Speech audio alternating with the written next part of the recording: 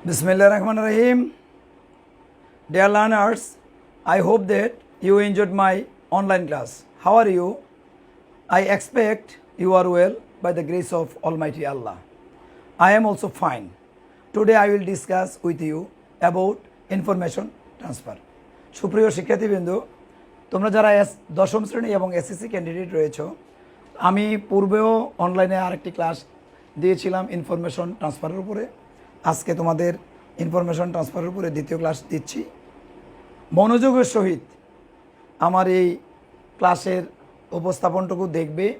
আশা করি তুমি নিজে থেকেই এই ইনফরমেশন ট্রান্সফারের আনসারগুলো করতে পারবে।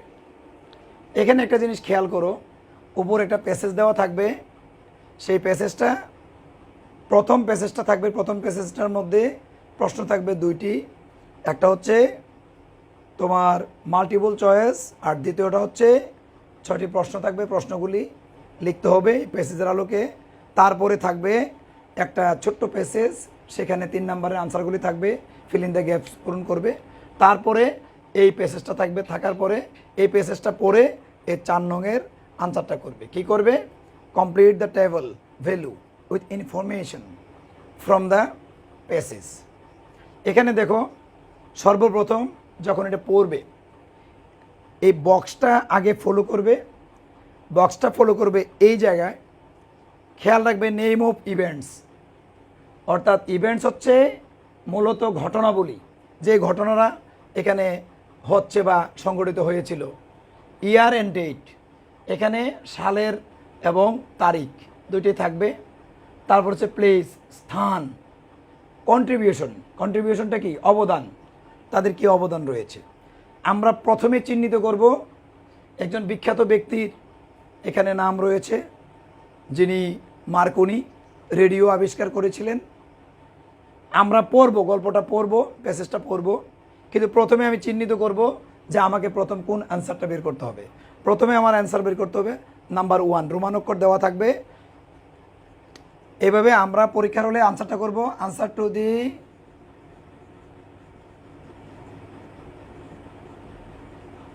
কোশ্চেন নাম্বার 4, রোমান অক্ষর 1। ইভেন্টের ঘরে দেখো, প্রথম আনসারটা চেয়েছে ইভেন্টের ঘরে, দ্বিতীয় আনসারটা চেয়েছে ইয়ার এবং ডেটের উপরে। কিন্তু এই ইনফরমেশন ট্রান্সফারে কিছু ইঙ্গিত দেওয়া থাকে বক্সের ভিতরে, সেই ইঙ্গিতের আলোকে তোমরা আনসারটা বের করবে। দেখো তো, এট বলোগনা ইটালি, এট বলোগনা ইটালি প্লেসের নামটা দেওয়া আছে। এবার আমি খুঁজি, প্রথমে নেম অফ ইভেন্টটা চেয়েছে কি হয়েছে, তারপর হচ্ছে ইয়ার। তাহলে আমি প্রথমে খুঁজি Marconi was an Italian inventor. He is best known for inventing radio. He was born at Bologna, Italy on 25 April 1874। তাহলে প্রথমে যে নেম অফ ইভেন্টের মধ্যে তার মূল যে জিনিসটা করবে, বলোগনা ইটালিতে তার কি হয়েছিল? হি ওয়াজ বর্ন, জন্মগ্রহণ করেছিলেন। তাহলে বর্নটা হবে আমার ইভেন্ট, মূল ঘটনা, বর্ন।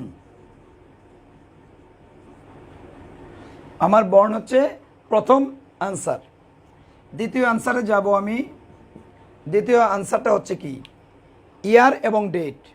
এবার আমি খেয়াল করব যে হিটা হচ্ছে মার্কনি। ওয়াজ বর্ন, ইভেন্টের করে বর্ন বসে গেছে।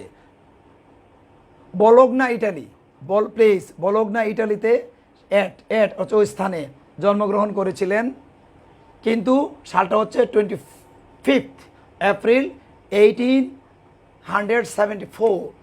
তাহলে দ্বিতীয় অ্যান্সারটা হবে আমার 25 এপ্রিল 1874। 25 এপ্রিল 1874। আমি দুইটা অ্যান্সার পেয়ে গেলাম। এবার খুঁজবো আমি তৃতীয় আনসারটা কি চেয়েছে। দেখো, এখানে দিয়েছে অ্যাটেন্ডেন্ট, ইভেন্টের পরে ঘটনাটা উল্লেখ করেছে অ্যাটেন্ডেন্ট, আর এখানে দিয়েছে প্লেসের ঘরটাতে অ্যান্সারটা করতে হবে। তাইলে আমার কি করতে হবে? অ্যাটেন্ডেন্টটা কোথায় আছে সেটা খুঁজি। দেখো, his father was an Italian land owner and his mother was from an Ireland. Marconi was educated at the Technical Institution of Livorno and attended the University of Bologna. আমি কিন্তু অ্যান্সার পেয়ে গেছি। এখানে প্লেস চেয়েছে, স্থানটা কোথায়, কি attendant, অ্যাটেন্ডেন্টের স্থানটা কোথায়, অ্যাটেন্ডেন্ট, তাহলে আমার এখান থেকে আনসারটা হবে দ্য ইউনিভার্সিটি অফ বোলোগনা। এখানে আমি আনসারটা পেয়ে গেছি। আর চেয়েছে কি অ্যাটেন্ডেন্ট, দেখো এখানে অ্যাটেন্ডেন্টটা রয়েছে, এখান থেকে আমি ক্লোটা পেয়েছি যে আনসারটা কি হবে। তাই আনসারটা চেয়েছে কোথায়, প্লেজের গড়ে। তাহলে এখানে অ্যাটেন্ডেন্সটা হচ্ছে আমার ইঙ্গিত যে আমার ইভেন্টের গড়ে ঘটনাটা হচ্ছে অ্যাটেন্ডেড। কি অ্যাটেন্ডেড হয়েছিল, লিভুভো and attended the university of Bologna.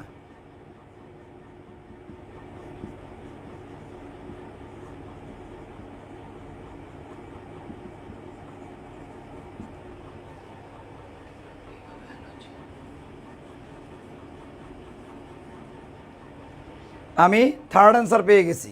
এবার আমি খুঁজবো ফোর্থ আনসার। ফোর্থ আনসারটা রয়েছে নেম অফ ইভেন্টের ঘরে, তার মানে ঘটনা। তাহলে কি ঘটেছিল, ইন 19 ক্লো দেওয়া আছে, ইঙ্গিত দেওয়া আছে 1909, 1909 সাল। 1909 সালে কি ঘটেছিল সেটা আমি খুঁজে বের করব। 1909 সালে আমি একটু পড়তে থাকি।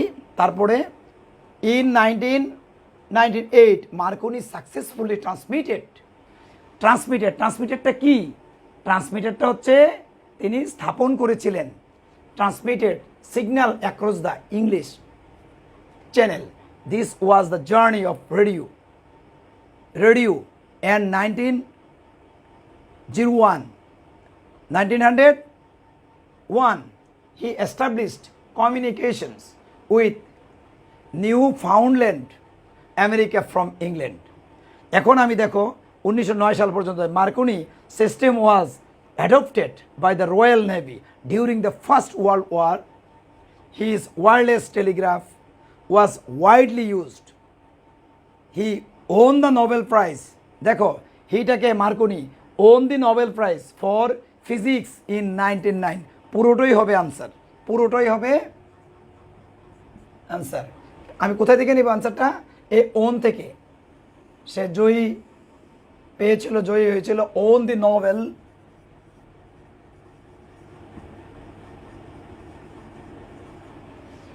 on the Nobel Prize, on the Nobel Prize for physics in 1909 কিন্তু এখানে উল্লেখ আছে, যার কারণে আমাকে আর অ্যান্সারের সামনের দিকে এগোতে হবে না। তারপরে আমি দেখব নাম্বার 5 আনসারটা কোথায় আছে। এখানে ইভেন্টের ঘরে কিছুই নেই, ইয়ারের ঘরে, ইয়ার অর্থাৎ কত সালে, 1898, 1898 এখানে ক্লো দেওয়া আছে। আর আনসারটা দেওয়া হচ্ছে কন্ট্রিবিউশনের ঘরে। আমরা কন্ট্রিবিউশন কি কাকে বলবো, অবদানকে কন্ট্রিবিউশন বলবো। এবার দেখি 1898 খ্রিস্টাব্দে কী অবদান রেখেছিলেন সেটা খুঁজে আমি এখন বের করব, সেটা আমি খুঁজে বের করব। তাহলে 1898 সালে কি করেছিলেন তিনি, আমি প্রথম দিকে যাই। ইন 1896 দরকার নাই, he founded Marconi's wireless telegraph company in London. In 19, এই যে এখান থেকে শুরু হচ্ছে ইন 1990, এখানে ক্লো আছে 1998, তাহলে সরি 1898, 1898 মার্কনি সাকসেসফুলি কি করেছিলেন। এই দেখো এখানে কন্ট্রিবিউশন, অবদানটা কি ছিল, অবদানটা ছিল ট্রান্সমিটেড সিগন্যাল অ্যাক্রস, কি ছিল, transmitted signal across the English channel. আমার মনে হয় এটাই হবে কারেক্ট আনসার। তাহলে আমি আনসারটা লিখি, ট্রান্সমিটেড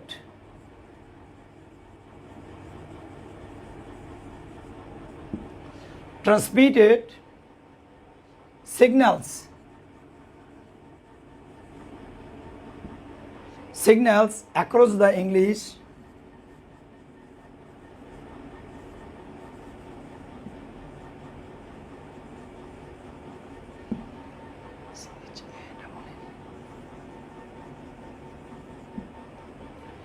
তাহলে ফিফথ আনসারটা হচ্ছে transmitted signal across the English channel. এখানে ট্রান্সমিটেড কি স্থাপন করেছিলেন, সিগন্যাল কি, সিগন্যাল হচ্ছে সংকেত, signal across the English channel. তারপরে আমার লাস্ট অ্যান্সারটা চেয়েছে ইয়ারের ঘরে, এই যে ইয়ারের ঘরে, কিন্তু এখানে ইভেন্টের ঘরে, মূল ঘটনার ঘরে একটা ক্লো বা ইঙ্গিত দেওয়া আছে, সেটা ডাইট। ডাইট কার? ডাইট অর্থ মৃত্যু। কে মৃত্যুবরণ করেছিলেন? মার্কনি। মার্কনি কখন মৃত্যুবরণ করেছিলেন সালটা চেয়েছে। তাহলে আমরা লাস্টের দিকে যাই।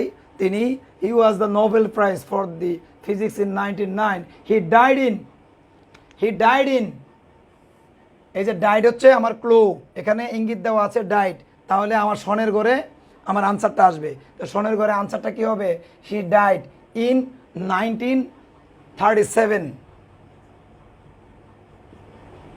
ইন 1937।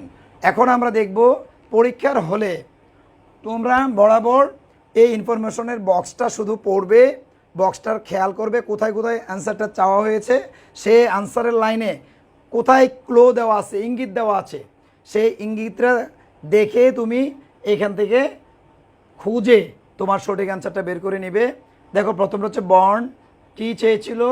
ইভেন্টের করে বর্ন, কত সালে বর্ন? 25 এপ্রিল 1874, 1874, এট বলোগনা, ইটালি। ইটালির বলোগনাতে জন্মগ্রহণ করেছিলেন মার্কনি। তারপরে অ্যাটেন্ডেন্টটা ছিল কি? অ্যাটেন্ডেন্ট কি ছিল? The university of Bologna, university of বলোগনা।